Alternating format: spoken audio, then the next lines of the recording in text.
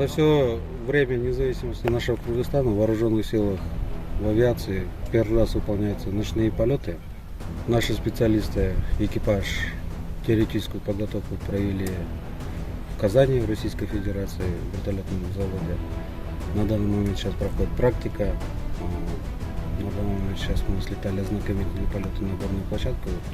По наступлению темноты начали выполнять, сейчас начнем выполнять ночные полеты. Ночные полеты мне очень сильно отличаются от дневных полетов своей сложностью, усердие, внимательность от летного состава. Хочется, чтобы эти полеты никогда не прекращались. Чем летный состав больше летает, тем, соответственно, он больше получает опыта, мужества, можно сказать, боязни вот этого перед невиданным. За 30 лет, я же говорю, только первый раз мы выполняем ночные полеты.